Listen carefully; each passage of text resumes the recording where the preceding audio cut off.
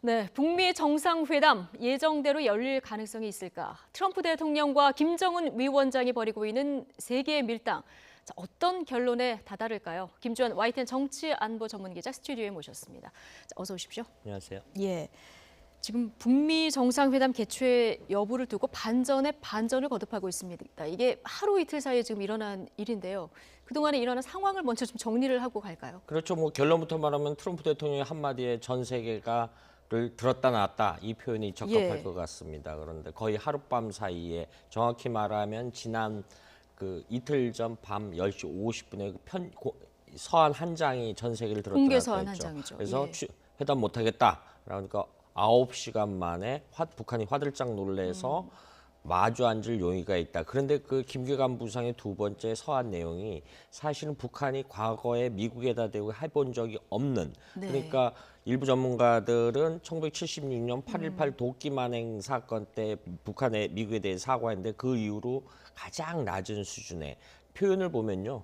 미 합중국 트럼프 대통령께서 아주 네. 극정층도 굉장히 많이 사용하는 거거든요. 그러니까 생각보다 너무 정제된 표현이 나와서 그렇죠. 강대강으로 나오면 어떡하나 사실 걱정했는데 뭐 회담 물 건너가는 거 아니냐 이런 걱정을 했는데 기다린다 이런 메시지를 예, 그런 내지 않았습니까? 예. 메시지도 있고요. 그 다음에 오늘 아침부터 다시 트럼프 대통령이 다시 열릴 수 있다. 그런데 오전에 또 트위터에 또 올렸죠.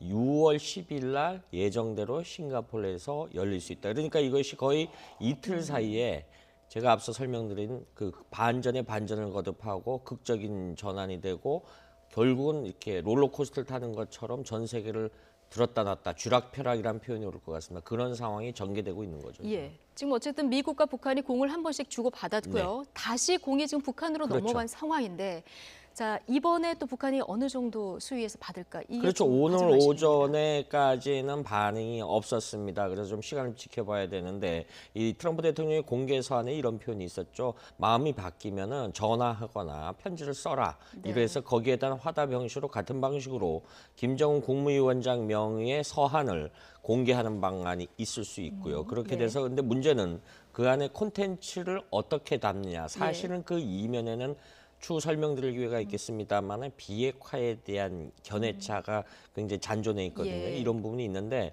또 다른 방식은 지금 일각에서 마이크 펜스 부통령에 대한 언급 이러고 이 트럼프 대통령에 대한 언급을 김계관 부상에 대한 그 수준이 너무 격이 낮다. 예. 그래서 국내 전문가들 사이에서는 고위급 특사를 워싱턴에 빨리 보내야 된다. 왜냐? 예. 6월 10일까지는 아직 좀 시간이 있기 때문에 그 김여정 제1부부장 같은 경우 지난 2월에 평창 때 특사 자격으로 왔지 않습니까? 네. 마찬가지로 워싱턴에 특사를 보낼 수 있다. 이 전례도 있습니다. 2000년 때 그 페리 프로세스 이후에 북미 관계가 1998년도 노동 미사일 발사에서 굉장히 이 동북아의 긴장이 높아졌을 때 이른바 페리 프로세스란 합의를 통해서 당시 올브라이트 미 국무장관이 김정일 위원장을 만나러 평양에서 갔고요. 마찬가지로 당시 최대 실세였던 조명룡 국방위 제1부장이 워싱턴을 갔었는데 지금 이 전례를 보시죠. 폼페이오 국무장관이 트럼프 대통령의 특사 자격으로 평양을 2번 갔다 왔지 않습니까? 그렇죠. 최근의 경험처럼. 예. 그런데 이 부분이 지금 앞서 반전의 반점을 거듭하기 때문에 다시 열린다는 가능성만 있지 확정적이는 않은 상황에서 반대급부로 이 북한의 특사단이 워싱턴을 찾아서 트럼프 대통령을 직접 만나서 이야기를 하는 것도 한 해법이지 않겠느냐. 그리고 그러한 해법들이 북한이 나오지 않겠느냐. 어디까지나 예측입니다. 사실 지금 이 시각까지 북한은 이 부분에 대해서 언급은 하지 않고 있는 상황입니다. 지금까지 반응은 안 나왔습니다만은 일단 첫 번째 그 취소 이후에 반응이 상당히 절제돼 있었기 예. 때문에 북한이 그만큼 절실하다 이런 반증이 그렇습니다. 아닐까 싶고요. 말씀하신 대로 공개 서한을 보낼지 특사를 보낼지 이건 조금 지켜봐야 될 일인 네. 것 같고요. 그런데 아직 확정은 아니지만 회담이 취소되는 이런 최악의 상황은 조금 벗어났다 이렇게 좀 볼 수 있을 것 같은데. 그렇죠. 가능성으로 따진 퍼센티지 따지면은 한 정용 실장이 이야기했던 99%는 아직은 아니겠지만은 예. 70% 이상은 넘어섰다. 그러니까 우리가 우려했던 특히 청와대가 우려했던 부분은 있던 그런 그 데선 벗어났다 이렇게 볼 수 있겠죠. 예. 그런데 그 역시 이 트럼프 대통령이 이 부분을 다시 한번 확인을 해준 것이죠. 예. 그런데 이제 한미 정상회담이 열린 직후에 북한과 미국이 이렇게 공을 주고받다 보니까 청와대 입장이 굉장히 곤혹스러울 것 같다. 자, 이런 생각은 드는데 지금 입장이 나왔죠. 그렇죠. 입장이 나와서 지금 그 김의겸 대변인의 입장이 나왔죠. 다행이다라고 그러는데 이제 청와대의 입장에서는 단순히 중재 역할을 하는 것이 아니라 촉진 역할을 하려고 하는데 북미 직접 대화가 이루어질지 희망사항은 필지지만 두고 봐야 된다. 그래서 굉장히 그 돌다리를 두들겨가면서 개울 건너듯이 이렇게 지금 조심스러운 분위기가 연출되고 있는 상황입니다. 예. 왜냐하면은 지금 지적하신 대로 한미 정상회담 이후에 트럼프 대통령이 직접 언급을 했어요. 그런데 예. 이 부분에 사실은 이거를 단선적으로 코리아 패싱이다 이렇게 상황 규정하기는 좀 무리가 있을 것 같아요. 왜냐하면은 그 회담 취소 이후의 배경 중에 하나가 실무회담을 싱가포르에서 가져야 되는데 예. 북측 인사들이 안 나왔다. 미국에서 그렇게 안 얘기하고 나왔다. 있죠. 왜냐하면 뭐 경호 문제, 어디 동선을 굉장히 꼼꼼한 게 모든 거를 다 동선을 정해야 되는데 이런 부분이 있었고 뭐 비행기는 몇 시에 어디에 도착해야 되고 차량은 어떻게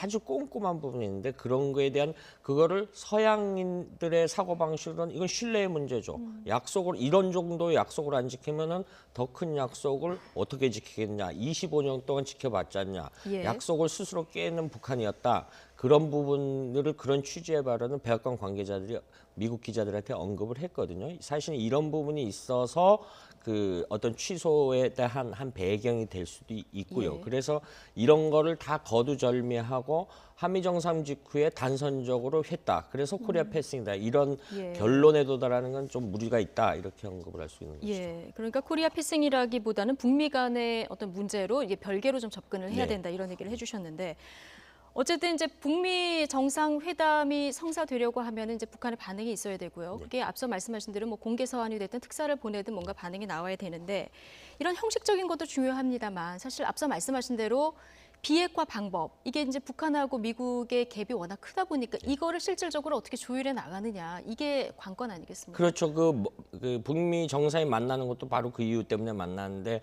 그날 풍계리 핵실험장 폐기 행사를 했지 않습니까? 예. 이 부분에 대해서 미국은 언급을 안 하고 있죠. 언급을 안 한 이유 중에 사실은 풍계리 핵실험장은 미래의 핵에 관련된 겁니다. 우리가 대한민국 국민 모두와 미국이 원하는 것은 지금 완제품된 핵무기들. 네. 북한이 그동안 미사일 발사체를 통해서 공개를 하고 실전 보유하고 있는 거. 이거부터 없애야 되거든요. 그거부터 없애야 하고 플루토늄이나 농축우라늄 같은 이 핵물질을 없애고 그다음에 풍계리 같은 걸 나중에 해야 되는 건데 북한은 거꾸로 한 거죠. 그래서 지금 이 부분에 대한 의제 순서를 정하는 게 핵심일 것 같습니다. 미국 언론들이 통해서 나오고 있는 게 이걸 프론트 로딩이라고 하는데 전진 배치. 우리가 국회를 비롯해서 하면 회의 의제 순서를 정하지 않습니까? 네. 이 문제에 대해서 사실상 밀당을 하고 있다. 폼페이오 라인과 김영철 라인이 가동되고 있다. 이렇게 추측성 기사들이 나오고 있는데 여기서 굉장히 중요한 네 가지가 있습니다. 미국은 이 풍계리 이런 핵실험장 폐기 이런 건 나중에 해도 되고 실질적인 완제품된 핵무기를 빨리 해외로 배출해라. 예. 그리고 그게 첫 번째가 될 수가 있고요. 두 번째는 뭐 네 가지인데 순서는 좀 달라질 수 있답니다. 두 번째는 고농축 우라늄 핵시설을 빨리 폐기해라. 그리고 세 번째는 그 핵자산 이런 거 핵시설물 핵자산에는 과학자들 포함됩니다. 핵과학자 명단을 자산을 제출해라.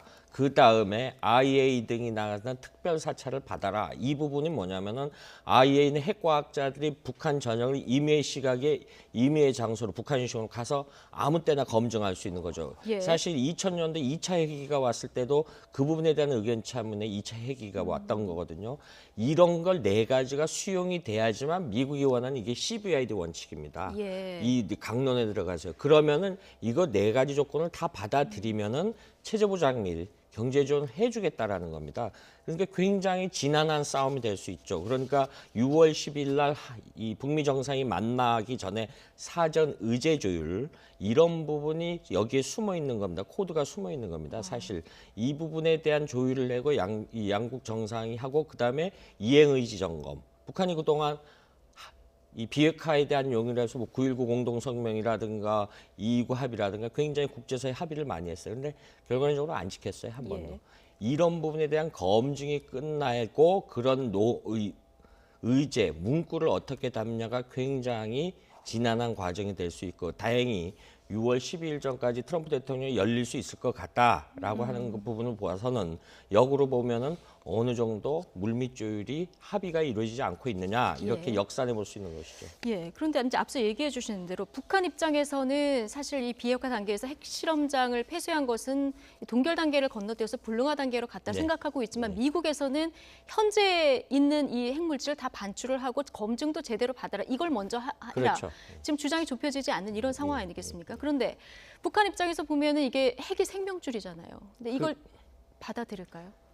굉장히 그 근본적인 질문을 한번 해보죠. 북한의 입장에서 핵이라는 것이 뭐냐? 북한이 원하는 것은 지금의 체제 유지, 김정은 체제 유지, 그다음에 지금의 독재 운영 방식, 군사적, 사회적 이런 부분을 다 한 방에 해결해 줄 수 있는 것을 핵무기라고 보고 있는 예. 거죠. 그런데 역설적으로 그러한 보장 수단의 핵을 개발하려니까 국제사회가 옥죄고 있는 것이죠. 모순이 발생하는 거죠. 그렇다라면은 모든 것을 북한으로서는 다 놔야 된다는 절박성이 있는 것이다. 그러니까 쉽게 말해서 북한 입장에서는 우리가 비핵화를 할 테니까 그런 만큼 절대적인 반대 극복과 무엇이냐 달라라고 요구할 가능성이 네. 있죠. 첨언을 하면요. 체제 보장을 해줄 테니까 비핵화를 하라. 이 부분에 체제 보장이 2016년 7월 북한이 말하는 체제 보장 5원칙이 있습니다.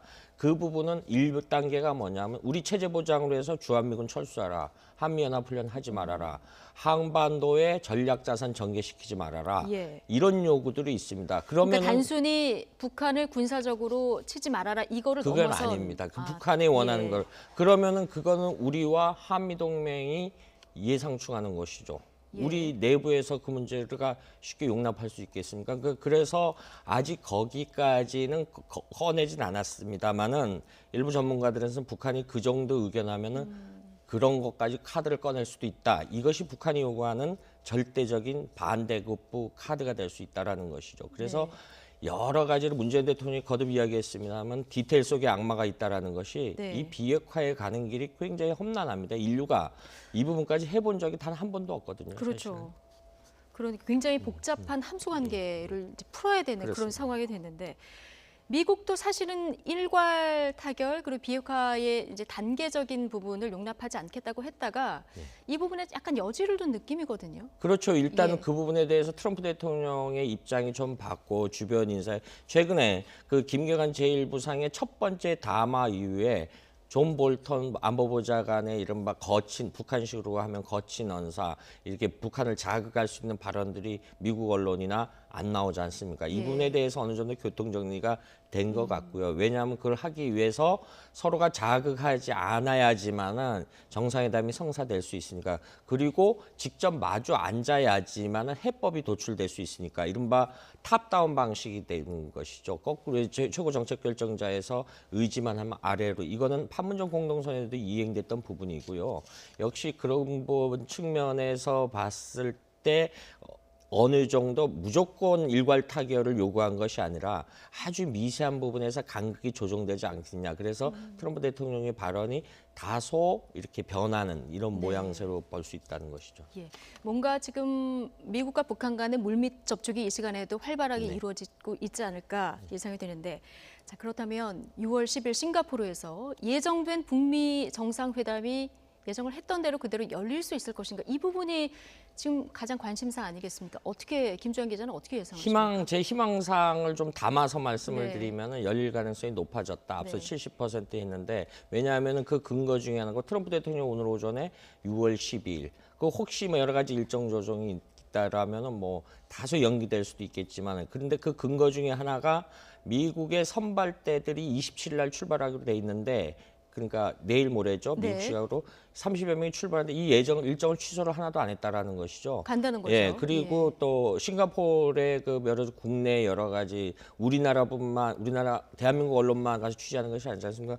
호텔 그 예약 취소한 것이 거의 나타나지 않는다라는 것이죠. 예. 그리고 싱가포르 정부 역시 예정대로 어딘지는 모르지만은 이런 세계적인 회담을 여는 국가로서 준비를 스톱됐다는 징후가 하나라도 없다는 것이죠. 그러니까 결론적으로 말씀드리면 6월 10일 날 다시 열릴 가능성이 높다 이렇게 정리할 수 있는 것이죠. 그러니까 희망을 좀 담아서 70% 정도는 예정된 날짜에 열릴 것이다 이렇게 전망을 네. 해주셨는데 나머지 30%는 연기가 되거나 혹은 최악의 경우 취소되거나 그렇죠. 이런 제일 중요한 가능성이 거는 남아있지 않겠습니까?